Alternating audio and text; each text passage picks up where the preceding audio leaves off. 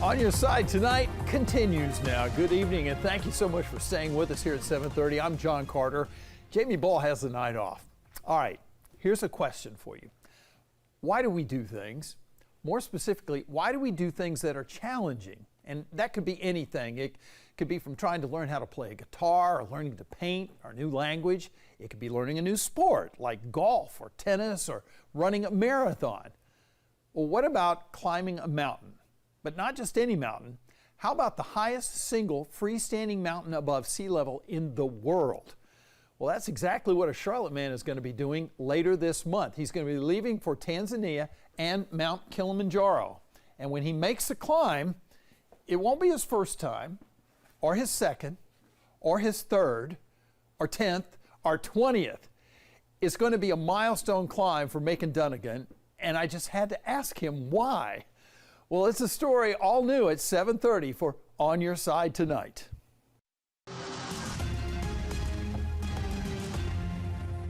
Meet Macon Dunnagan. You know, some guys play golf, some guys play tennis. I climb Kilimanjaro.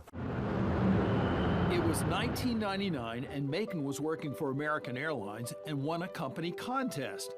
His prize, a free trip to Tanzania, which is home to Mount Kilimanjaro. And I thought, you know, while I'm going over there, I think I'll go climb Kilimanjaro, because I had heard about a gentleman by the name of Hugh McCall who had climbed Kilimanjaro. And everybody just laughed, because, you know, I'd never been in a tent before. I'd never been even Crowder's Mountain. And they said, so my first time in a tent was on Mount Kilimanjaro. Climbing the mountain is definitely not a walk in the park. The summit is 19,431 feet above sea level, and it's about 44 miles from the base to the summit. It's a 4-day hike and 2 days to come back down. It is difficult. I mean, the summit night, it's very cold, very windy. Our climb in February ran into ice fog, froze everything. Everything was completely frozen at the top. It can be extremely challenging. You really have to push yourself. That first climb was life-changing for Macon. He was so taken by his experience, he decided to go again, and again, and again, and again. Well, when he climbs Kilimanjaro later this month, it will be his 50th climb. 50 times to the top of the world. For me, to climb Mount Kilimanjaro, it just gives me a chance to reflect over the past climbs, to be up there, to be in the beauty because I climbed the Rongai route now. I've climbed all the 7 routes. But being on that side of the mountain overlooking Kenya and coming up every single day and enjoying just the beauty of the mountain and having my friends, new friends, people that I've just met for the first time who have wanted to climb with me, and to being able to be over there and be on the mountain and just enjoy the energy that other people bring to the mountain. So what does it take to climb a mountain like Kilimanjaro? First time or the 50th time? It's not all about physical strength, although Macon says it will possibly be the greatest challenge you ever face. Where does climbing Kilimanjaro rank on a scale of mountain climbing from 1 to 10, 1 being the simplest, 10 being the very hardest? I would put it at 8. Climbing Mount Kilimanjaro is the hardest mental, physical challenge most people ever voluntarily ever do in their life. And if people come and say, no, Macon, a marathon is harder. And I'm saying, well, a marathon is mostly at sea level. Yes. This is at altitude. When you get to Uhuru Peak, it's 19,388 feet. You still have to come back down. The thing that motivates Macon and so many others to climb is something that comes deep from within. You have to have the desire to do it. You just can't just go think, or maybe I'll climb Kilimanjaro. You really have to be into it to go. You know, climbing Mount Kilimanjaro is just like if you went from the equator to the North Pole and back and did it in 6 days. You get to see all the different biospheres. So it's just an incredible experience that if you really have the desire and you really want to climb Kilimanjaro, you can do it. That desire led Macon to climb Kilimanjaro 4 times in 28 days. No other climber has ever done that. It's a record that stands to this day. And over the course of his numerous trips to Tanzania, Macon has grown to love the Tanzanian people, and they feel the same about him. He's been officially named the honorary Tanzanian Ambassador of Tourism to the United States. He invites people from all over to meet him in Tanzania, and each time he goes, he leads groups to the top of Kilimanjaro. To climb Kilimanjaro, to climb a mountain, it's part of a dream. It's part of something that you've thought about for a long time.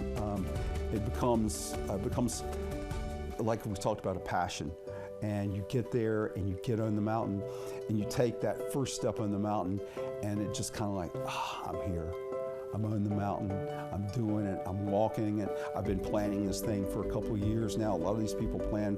I took a 17-hour flight to get here, you know, and now I'm here. I'm on the mountain and I'm climbing, and it's just as beautiful and it's just as wonderful as I ever thought it was going to be. Macon says each climb is as thrilling as the last, and he plans to keep climbing as long as he can.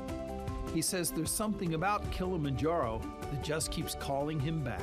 Emotionally, Kilimanjaro is just a place to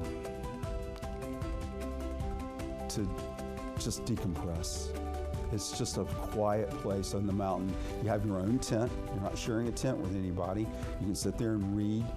For a lot of people, it's a religious experience to be on the mountain, something that they've always wanted to do. It means so many things to so many different people. But for me, it's the challenge of being, you know, almost 64 years old and climbing Kili for the 50th time, and being able to be over there and be on the mountain, and to be with other people who are all like-minded.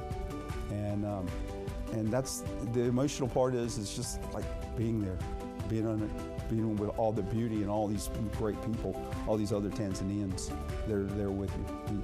Wonderful people, lifelong memories. Wow, I tell you what, I admire him so much for being able to do this. Macon's 50th climb up Kilimanjaro is planned for June 26. He'll leave for the trip on June 13th. Now, I do have to insert this here. His wife, Kim, is phenomenal. She's his greatest supporter. She encourages him to do this. She's been over to Tanzania herself. That's where they got married. She's just a wonderful person who gives him all the support and all the encouragement he needs to make these trips. Again, he's going to leave for his trip on June 13th, climb the mountain on June 26th, and how about this? He's already got a date for his next climb, which will be his 51st. That'll be coming up in February. So that means you have time to start getting prepared if you're interested in going yourself, because he'd love to have you join him. So here, do this. If you Google Kilimanjaro, you're going to find plenty of tour groups you could join. Now, Macon works with ZARA Tours, so you may want to check them out as well. The cost of the climb, typically to do the climb, is $2,000. That includes meals and all. Of course, you'll also need to pay for your airfare to get there. So if you're leaving from Charlotte, plan to climb the mountain, likely cost you around $5,000 total for the flight and the climb. Of course, the experience you'll get will be absolutely priceless.